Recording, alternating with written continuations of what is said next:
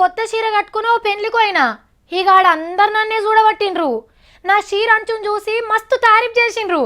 బుగ్గల జాకెట్ని అబ్బా అన్నారు. అటెంక ఏమే సావిత్రి, బాగానే కొత్త కొత్త చీరలు కొంటున్నావు, ఎంతొస్తుందేంది జీతం అని అందరు నన్నే అడగబట్టిండ్రు. నేను కొనలేదక్క, నా పుట్టినరోజు పండుగకు మా దోస్తు పెట్టింది అని చెప్తే ఎవరు నమ్మరు. వాళ్ళ గులుగుడు చూసినాక మళ్ళీ పరిగా చీర కట్టుకోవద్దనిపించింది నాకైతే.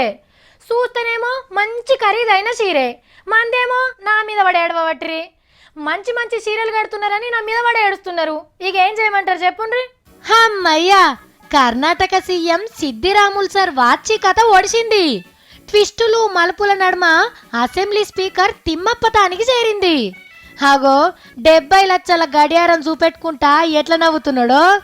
పట్టుకున్నందుకే గీసార్ గింత ఆనందపడితే పెట్టుకున్న మనిషి సర్కార్కి దానం చేస్తుంటే ఇంతకు 70 రేట్లు బాధపడి ఉంటాడు పాపం.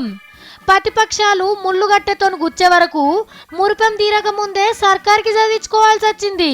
వజ్రాల వాచ్ పెట్టుకున్న కాంచెల్లి బ్యాడ్ టైం స్టార్ట్ అయి గడియ గడియకు గండం దాటినంత పనైందట సార్కు. మా దోస్తు గిఫ్ట్ లెక్కిస్తేనే పెట్టుకున్నా అని చెప్పినా తీసినాకనే శనొదిలింది. ఇక ఇప్పుడు గీ వాచ్ ని అర్రాస్ పాటలు పెట్టే ఆలోచనలో ఉన్నారట.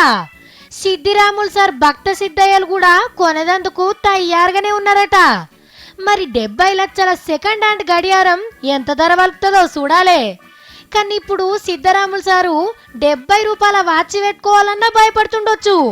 అట్లనే ఉంగరాలు మెడల గొలుసులుంటే తీసి ఇంట్లో దాచుకోసారు, లేకుంటే ఆటిని కూడా అర్రాస్ పాటలకు గుంజగలరు.